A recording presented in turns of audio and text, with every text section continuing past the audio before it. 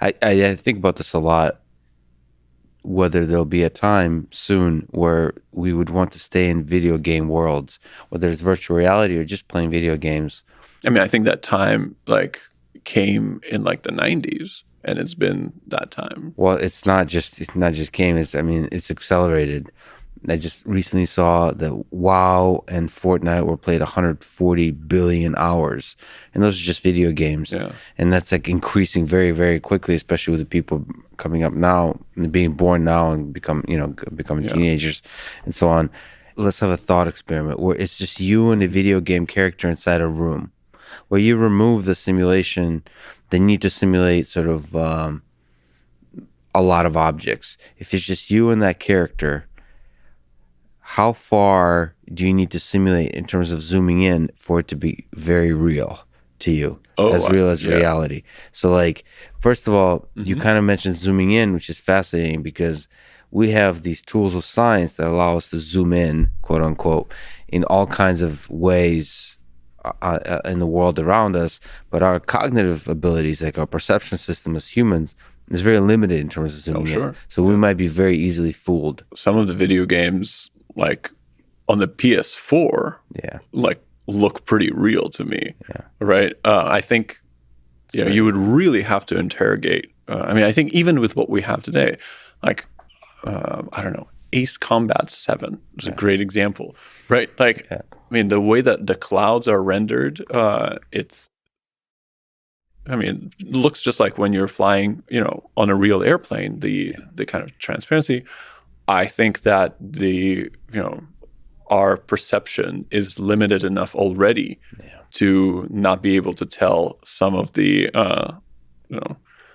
differences. There's a game called Skyrim. It's an Elder Scrolls role-playing game, and I played it for quite a bit, and I think I played it very different than others. Like, there'll be long stretches of time where I would just walk around and look at nature in the game. It's incredible. Oh, sure. It's just like the graphics is like, wow, I want to stay there. It was better. I went hiking recently. It was like as good as hiking.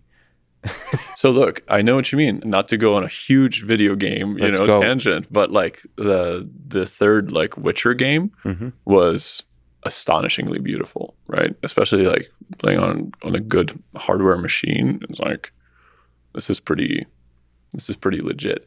That said, I don't resonate with the I want to stay here. Like one of the things that I love to do is to go to my like boxing gym and box with a guy, right? Like there's nothing quite like that physical, experience. Like that's fascinating. That might be simply an artifact of the year you were born. Maybe. Because if you're born today, it almost seems like stupid to go to a gym. Yeah. Like, you're going to a gym to box with a guy. Why not box with Mike Tyson when you yourself is like in his prime, when you yourself are also an incredible boxer in the video game world? For me, there's a multitude of reasons why I don't want to box with Mike Tyson, right? Like, No. I enjoy teeth, and I want to have an ear. No, but your skills in this meat space, in this physical realm, is very limited, and it takes a lot of work. And you're a musician, you're an incredible scientist. You only have so much time in the day, but in the video game world, you can expand your capabilities in all kinds of dimensions that you can never possibly have time in the physical world. And so that it doesn't make sense, like to be existing, to be working your ass off in the physical world when you can just be super successful in the video game world. But you enjoy sucking and stuff? Yeah, I really and struggling to get better. I sure do. I mean, I think like these days with music is a great example, right? We just started, practicing live with my band again, after not playing for a year. And, it was terrible. Like, it was just kind of a lot of the nuance, a lot of the detail is just that detail that takes, years of collective practice to develop is just lost. But it was just an incredible amount of fun, way more fun than all the like studio, sitting around and playing that I did, throughout the entire year.